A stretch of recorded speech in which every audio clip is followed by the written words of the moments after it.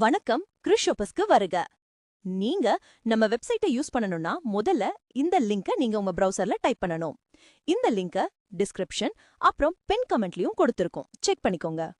நம்ம வெப்சைட்குள்ள போனதுக்கு அப்புறமா எந்த சப்ஜெக்ட்டுக்கு உங்களுக்கு அசைன்மெண்ட் தேவையோ அந்த சப்ஜெக்டோட அசைன்மெண்ட் டெம்ப்ளேட்டை நீங்க நம்மளோட வெப்சைட்ல ஷேர் பண்ணணும். நான் இப்போ சொல்ற அந்த டெம்ப்ளேட் அப்படின்னா உங்களுக்கு வந்த மார்க் அலிகேஷன் பாக்ஸ் வச்சு ஒரு டெம்ப்ளேட். இந்த மாதிரி ஃப்ரெண்ட் ஷீட் கொடுத்திருப்பாங்கல்ல, அந்த டாக்குமெண்ட் தான். அதை நீங்க ஷேர் பண்ணதுக்கு அப்புறமா உங்களோட அசைன்மெண்ட் டாபிக் மற்றும் அது எந்த சப்ஜெக்ட்ல கொடுத்திருக்காங்களோ அந்த சப்ஜெக்டையும் நீங்க என்டர் பண்ணணும். அப்பதான் உங்களுக்கு கண்டென்ட் ஜெனரேஷன் ரொம்பவே பெட்டரா இருக்கும். ஏன்னா ஒரே டாபிக்க நிறைய சப்ஜெக்ட்ல கொடுத்திருக்கலாம். அதுக்காக அந்த கன்ஃபியூஷனை நாங்க கிளியர் பண்றோம். நெக்ஸ்ட், உங்களோட ரைட்டிங் ஸ்டைல் பாராகிராஃபா வேணுமா, புல்லட்டா வேணுமா, இல்ல பாராகிராஃப் மற்றும் புல்லட்டின் ரெண்டு வச்சு வேணுமா, அதை நீங்க சூஸ் பண்ணணும். அதுக்கப்புறம் நீங்க ஜெனரேட் அசைன்மெண்ட் கொடுத்தீங்கன்னா உங்களோட ஓபஸ் மேஜிக் ஸ்டார்ட் ஆயிடும். சர்வர் ஸ்டார்ட் ஆகுறதுக்கு கொஞ்சம் டிலே ஆகலாம், அதனால நீங்க பொறுமையா காத்திருக்கணும். அதுக்கப்புறம் உங்களோட அசைன்மெண்ட் இந்த மாதிரி அழகா ஜெனரேட் ஆயிடும். இது நீங்க செக் பண்ணி பாத்துக்கலாம். இதுல உங்களுக்கான சைட் ஹெட்டிங்ஸ் எல்லாமே உங்களோட மார்க் அலோகேஷன் பாக்ஸ்ல இருந்து தான் கண்டென்ட் ஜெனரேட் ஆகும்.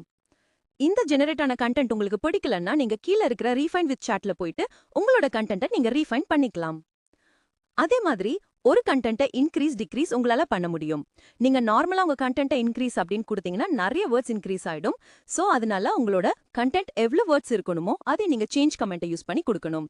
இந்த மாதிரி கொடுக்கறனால உங்களோட கண்டென்ட் சரியான வேர்ட் லிமிட்டோட ஜெனரேட் ஆகும். நீங்க இந்த மாதிரி சொல்லலாம். இப்ப நம்ம பாராகிராஃப் ஸ்டைல் வச்சு பார்த்தோம். இப்ப அதே மாதிரியே புல்லட்டின் ஸ்டைல் வச்சு நம்ம பார்க்கலாம். இதே மாதிரி தான் நம்ம புல்லட்டின் ஸ்டைல் சூஸ் பண்ண உடனே நிறைய புல்லட்டின் ஸ்டைல் உங்களுக்கு காமிக்கும்.